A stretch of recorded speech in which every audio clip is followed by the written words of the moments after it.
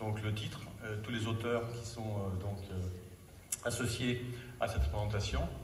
Et donc les résultats qui vont être présentés sont issus à la fois d'une synthèse bibliographique que j'ai faite assez rapidement, bien sûr, entre 10 minutes et un quart d'heure, on ne va pas tout brosser. Et aussi, je vais vous présenter quelques résultats qui sont issus d'un projet ANR qui a eu lieu entre 2014 et 2018, donc entre différents laboratoires français de recherche, associant l'INRA, le CNRS et différentes universités. Alors donc, le silicium, on va commencer par... j'appuie sur le vert, c'est ça? Non, c'est pas ça. J'appuie sur... Allez, une petite étoile. Non, c'est pas ça non plus. Donc, je rappuie sur le vert. On va appuyer dessus. Non, ça c'est le truc d'avant. Alors, on va appuyer sur le vert. Voilà. Le vert.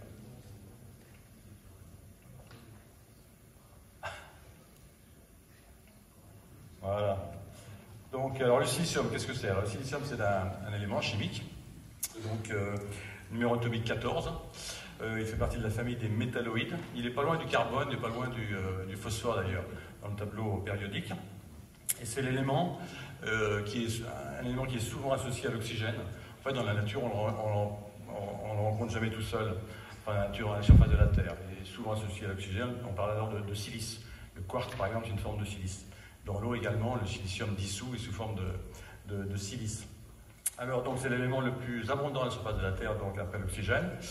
Et on le retrouve également dans les plantes.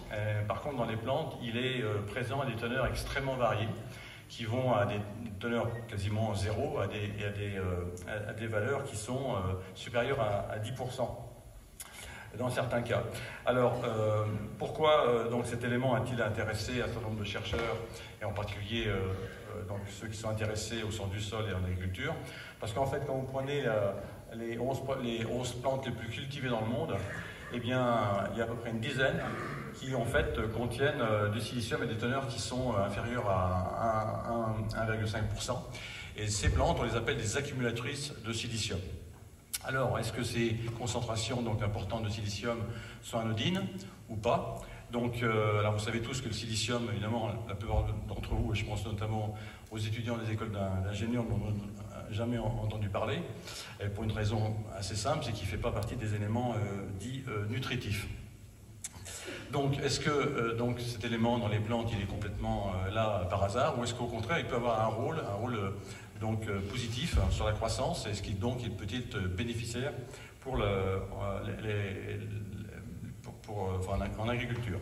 Alors un petit rappel sur donc, le silicium, sous quelle forme se présente-t-il dans les plantes? Alors tout d'abord, c'est un élément qui est essentiellement présent dans le sol, donc les minéraux se dissolvent, donnent de la silice dans les solutions du sol. Ce silicium donc, avec les eaux est pompé par les racines.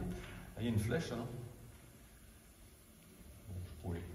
Donc, ouais, c'est ça. Donc, le silicium, il est pompé par les racines ici, et il va donc être transloqué dans les parties supérieures de la plante.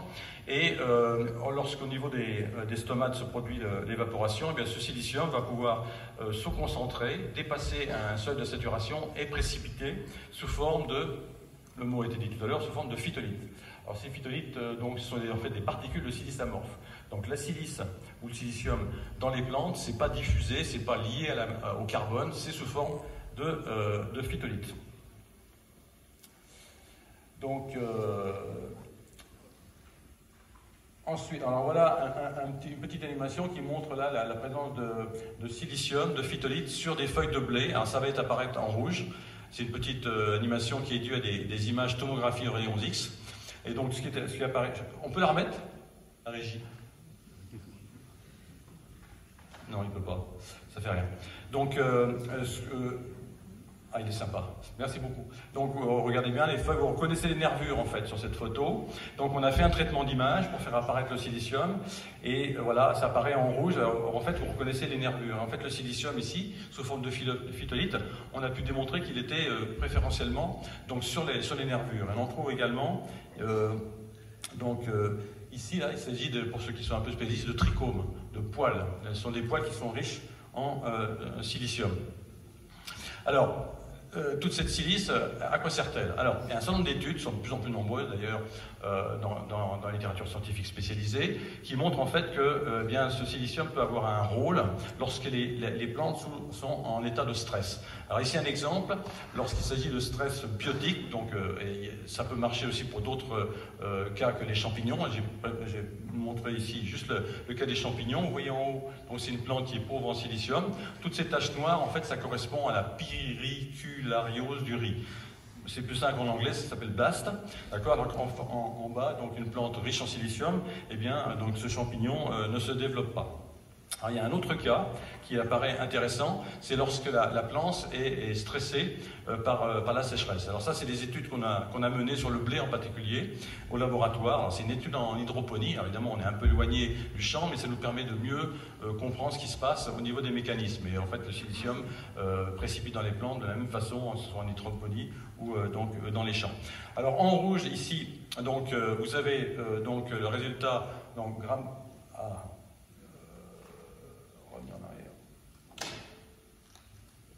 On peut revenir en arrière? Non, ça c'est moi qui l'ai fait. Voilà, tac. Non, on revient en arrière. Merci, je ne bouge plus là. Donc en rouge, résultat, donc on a fait croître les plantes. Alors c'est le contrôle ici, et on a mis du PEG, du PEG, polyéthylène-glycol. C'est en fait une substance qui permet de bloquer la rentrée d'eau par les racines. En fait, on cible un peu une sécheresse, quoi. Donc vous voyez que plus la concentration du PEG est élevée, eh bien moins la plante se développe. Et en présence de silicium en jaune, on voit que la plante résiste mieux, avec des biomasses qui sont relativement stables, relativement comparables au contrôle en rouge. Donc là, on montre bien que le silicium en cas de sécheresse, et bon, vous savez tous que dans les années à venir, la sécheresse, enfin, ça fait partie des conséquences du changement climatique, et donc le silicium pourrait éventuellement avoir aussi des attributs positifs. Alors, il y a vraiment une controverse en ce moment sur le rôle du silicium. Alors certains pensent qu'effectivement le silicium peut avoir un rôle dans la plante que si elle est en état de stress. Alors les mécanismes donc ont été récemment synthétisés dans une review ici, où en fait il présente une hypothèse qui est l'apoplastique obstruction d'hypothèse. Alors dans le cas d'un stress hydrique, là, on cette figure ici. Donc ici, sans silicium, avec silicium. Donc le silicium remplit cette auto des cellules. Et si vous voulez, d'après ces auteurs, eh bien, la résistance à la sécheresse serait au fait tout simplement que ça empêcherait l'évaporation. D'accord? Alors pour l'attaque des plantes, le mécanisme est un peu compliqué. Ici, donc, il montre un champignon avec le petit stylet là, qui est capable d'émettre des substances qu'on appelle des effecteurs, qui sont capables de bloquer les mécanismes de défense des plantes. Et d'après ces auteurs, donc, le silicium pourrait donc empêcher l'action de ces effecteurs. Alors le problème, c'est que cette hypothèse n'explique pas tout. Elle n'explique pas, par exemple, qu'on a une variété très importante de phytolithes dans les plantes. Ça, c'est pas du tout expliqué par ce mécanisme. Et elle n'explique pas aussi les résultats qu'on peut avoir sur le terrain, sur les rendements. Alors ici, je vous présente un résultat qui est issu d'une collaboration que j'ai faite avec des collègues indiens. Donc c'est sur le riz, où on a fait croître en fait du riz sur des sols très acides. Alors en Inde, il y a des sols qui sont très très acides, et cette acidité entraîne un appauvrissement assez important en éléments nutritifs et aussi en silicium. Donc les analyses qu'on a menées ici, alors regardez surtout les parties en rouge. Hein. Donc vous savez que des amendements qu'on a apportés, alors c'est des expériences en pot, à raison de 150, 300 et 600, donc je crois que c'était des grammes par hectare, je crois. Donc ce qu'on voit ici, donc vous voyez, donc, en rouge c'est le sub, c'est le riz inondé en fait. Donc vous voyez que on a donc sur cette figure ici un accroissement du silicium absorbé, et sur la partie droite on voit qu'on a de façon parallèle un accroissement du rendement. Donc ici la plante n'est pas stressée, hein. Tout simplement donc on apporte tout ce qu'il faut en amendement, en NPK, et en plus on amène du silicium. Et on voit qu'effectivement la plante a un meilleur rendement. Donc la montre ici qu'effectivement le stress uniquement pour les plantes n'est pas suffisant. Donc ça, c'est des études qui sont liées au riz, qui est évidemment une plante qui est extrêmement accumulatrice en silicium.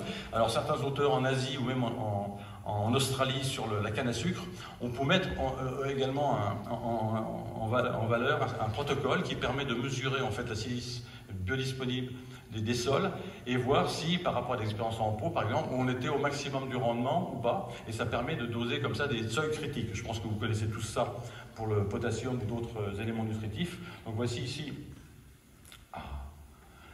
donc un exemple. Vous voyez ici silicium dans le sol, donc c'est le silicium biodisponible. Ici le rendement ramené à 100%. On a des courbes qui sont en deux parties, ça augmente et à un moment donné ça stagne.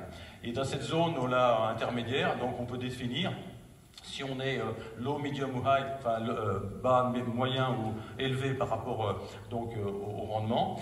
Et pour les zones qui sont inférieures là, à ce seuil, donc on peut en conclure qu'il y a une nécessité d'apporter au sol du silicium.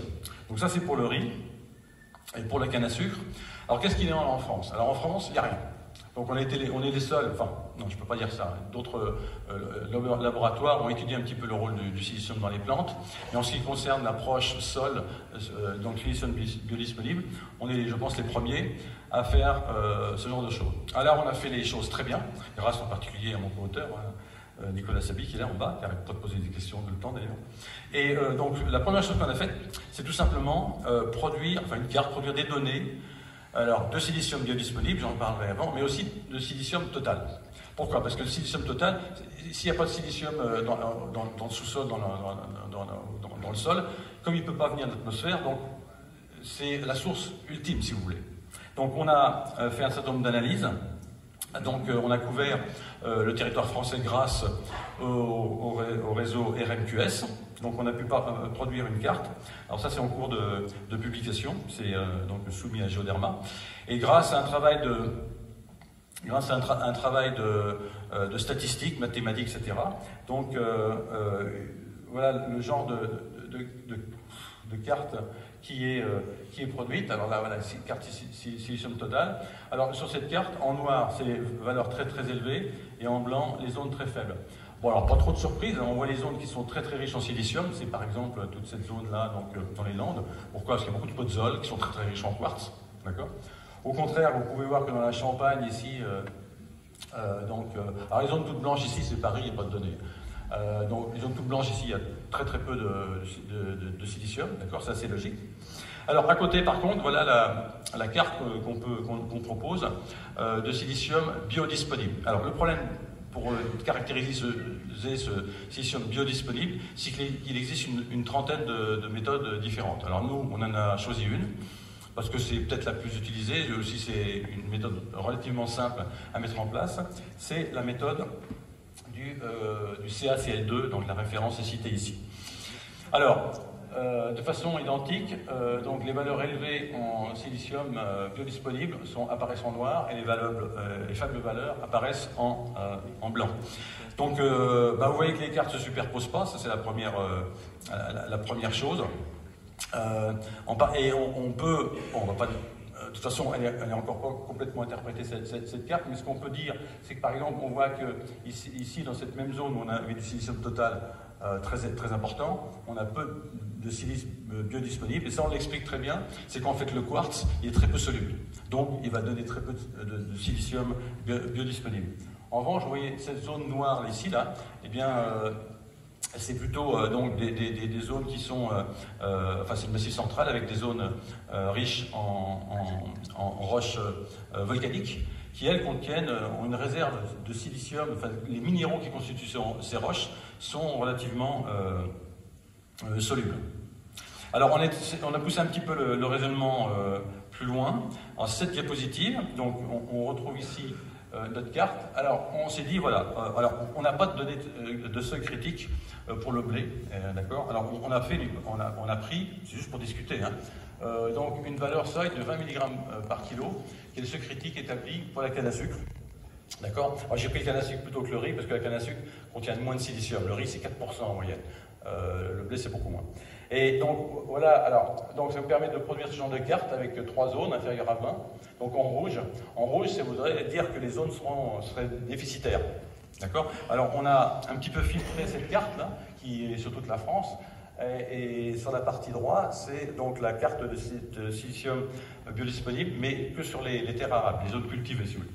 Donc on conclut par exemple que les zones situées plutôt en Bretagne, par exemple, base rouge, seraient déficitaires en silice biodisponible, en particulier si, voilà, dans le cas de culture de plantes accumulatrices de silicium comme le blé. Donc le message, le rôle de silicium en agriculture, encore un sujet mal connu, et surtout les mécanismes qui sont en jeu sont encore, font l'objet de âpres discussions, je dirais. Dans un contexte où les sécheresses sont amenées à devenir fréquentes, la prise en compte de silicium dans l'agriculture du blé en France et en Europe est donc recommandée, c'est ce que je souhaiterais. Recherches doivent se poursuivre, notamment pour mieux comprendre les mécanismes mis en jeu et estimer les besoins de silicium en blé. Actuellement, il n'existe pas, par exemple, de valeur de silicium sur le blé en France, et ce que je souhaiterais à l'avenir, c'est évidemment faire des corrélations avec les rendements. Voilà, merci. Merci.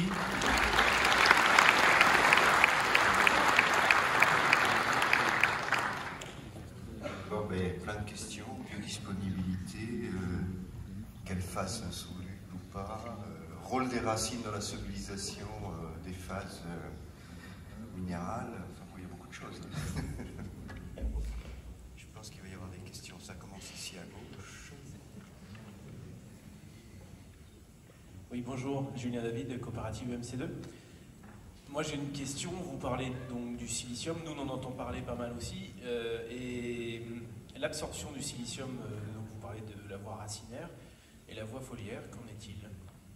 Alors la voie foliaire, il existe un congrès tous les 3 ans sur ce qui s'appelle silicium et l'agriculture, et au congrès, c'était il y a 3 ans en Suède, j'ai vu presque des gens se battre sur cette question.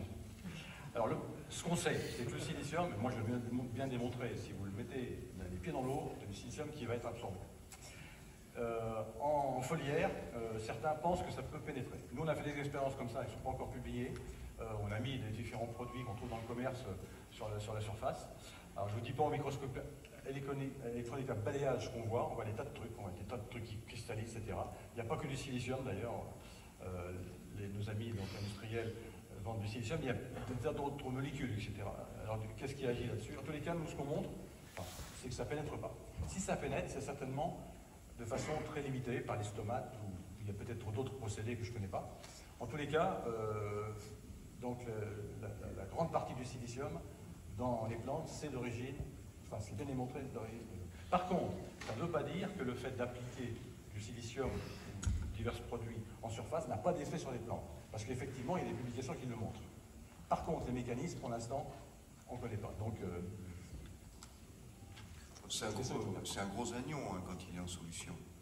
C'est pas très... Il est aussi gros qu'un phosphate quand même. Quelque chose que ce n'est pas un anion, hein. Il est sous forme de SiOH 4 fois. Il est 4 fois. Il est donc moins réactif que le phosphore, par exemple.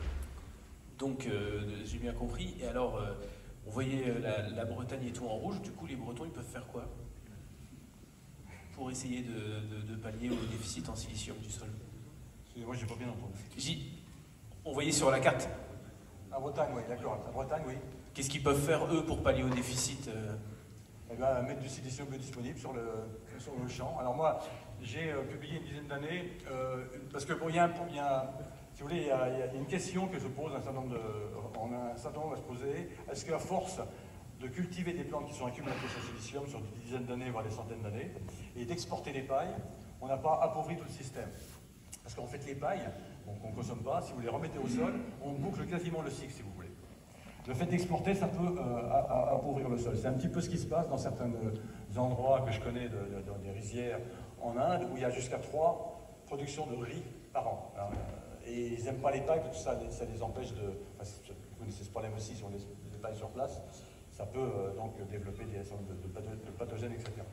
Donc les solutions, c'est effectivement d'apporter des engrais. Ça peut aussi, dans le cas de pH très acide, vous pouvez choler, enfin il y a des produits, du SiO3 par exemple, qui à la fois augmentent le pH et apportent du silicium. Ça apporte du calcium, c'est pas mauvais. Donc ça c'est bon aussi pour les plantes. Et bon, dans le cadre, je ne m'avancerai pas évidemment sur la Bretagne, parce qu'il faut étudier ça un peu plus en détail. Hein. Bon, c'est vrai que les sols qui sont acides, bon, pas beaucoup plus comme moi les problèmes que ça comporte. Mais moi je pense que là, le fait qu'il soit appauvri en silicium, ça peut aussi peut-être être en tous les cas, un facteur à prendre en compte dans les solutions. Christian Barnéo, donc j'ai bien apprécié là, les deux cartes entre le silicium total et le biodisponible. Alors c'est peut-être une question plus pour l'équipe du GISOL par rapport à ce qui serait possible d'avoir une production de cartes, mais par grande gamme de sol. Production de cartes par grande gamme de sol, puisque comme c'est effectivement quelque chose, vous l'avez bien démontré, qui est intuitivement donc en gros lié à la pédogénèse. Donc si on avait introduit une information sur justement cette biodisponibilité donc du silicium par gamme de sol, ça permettrait aussi de rassurer un petit peu le monde paysan qui est effectivement confronté à cet achat de silicium en disant que c'est extrêmement important par rapport à la sécheresse, etc., etc. Alors, grâce aux données qui sont nombreuses et riches du réseau RMQS, hein, effectivement, on a travaillé un petit peu sur ces questions, savoir cette silice totale, qu'est-ce qui la contrôle. Bon, on voit bien que, évidemment, c'est multifactoriel, on sait aussi que le rôle de la roche parentale est importante, le type de sol est important aussi. Qu'est-ce qu'on peut dire? On a même vu aussi une anticorrélation avec le climat. On a vu aussi dans certains cas, sur des sols qui sont situés sur des roches métamorphiques par exemple, eh bien, plus il y a de silicium et moins il pleut par exemple. Et ça c'est assez logique parce que dans l'altération, on sait que quand il pleut, ça lessive et ça lessive du silicium. Et ça on le montre assez bien et bon, le papier qui va être, j'espère, accepté dans Géoderma montre des éléments par rapport à ça. Alors, une question qu'on s'est posée, c'est est-ce qu'il y a une différence entre les sols cultivés et non cultivés? Et là, on n'a pas vu de différence. Alors, c'est un peu compliqué parce que peut-être qu'on n'est pas à la bonne granuliométrie pour faire ça, donc à cette échelle-là.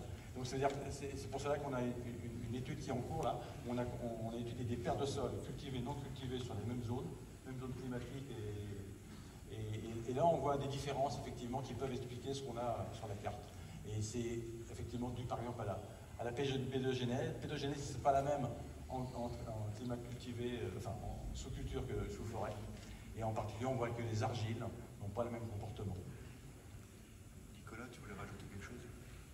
Oui, c'était juste pour dire, Christian, oui, on peut, avec les données, fournir ces statistiques que tu proposes. Hein.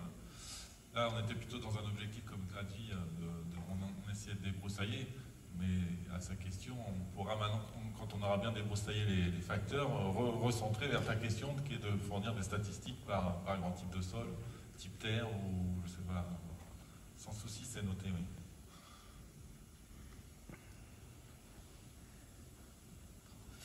Mohamed Benbrahim Rizmo. Donc deux petites questions. La première, est-ce que la silice amorphe contenue dans la matière végétale, donc après apport au sol, donc est-ce qu'elle se minéralise, se solubilise pour être absorbée par la plante ou pas?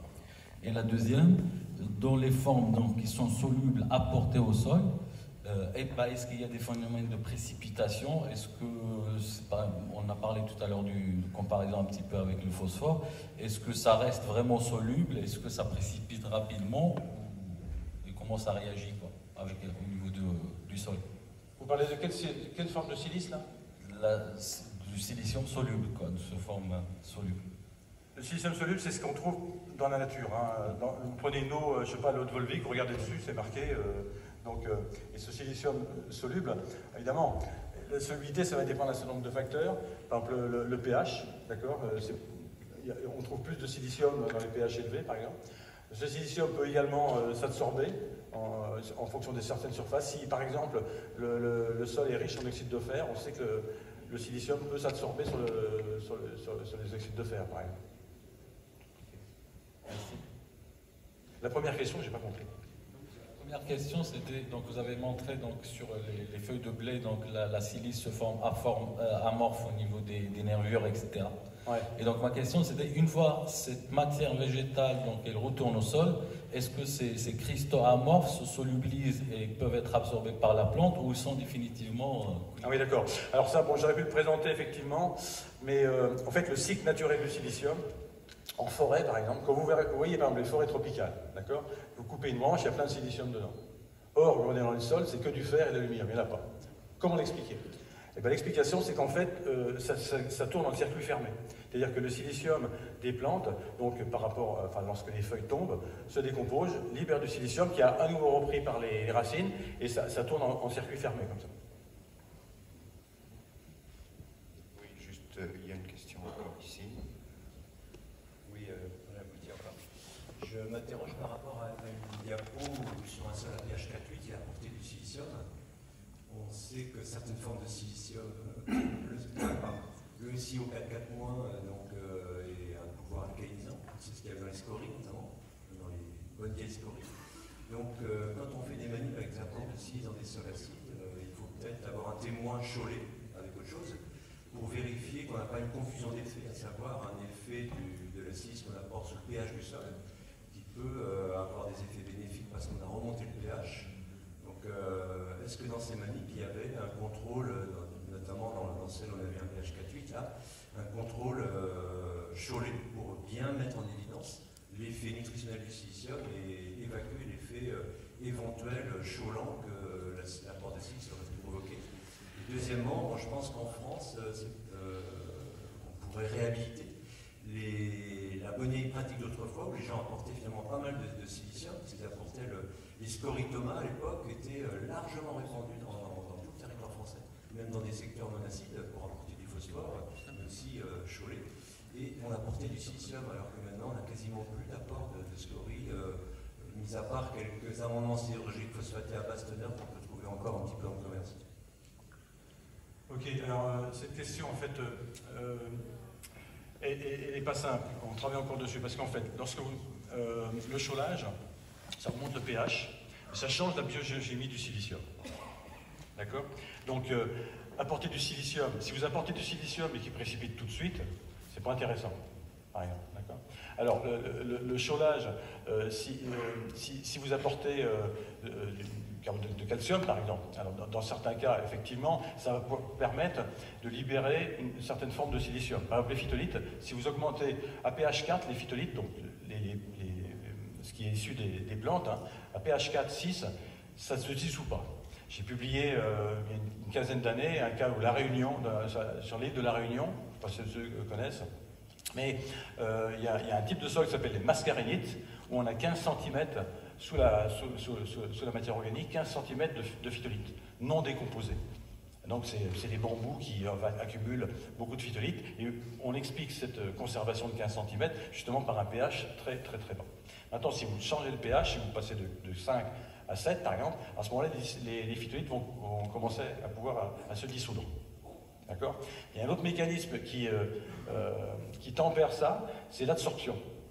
C'est que l'adsorption, donc le silicium qui est en solution, il peut s'absorber sur des surfaces, et là c'est plutôt plus élevé à pH neutre, à légèrement alcalin.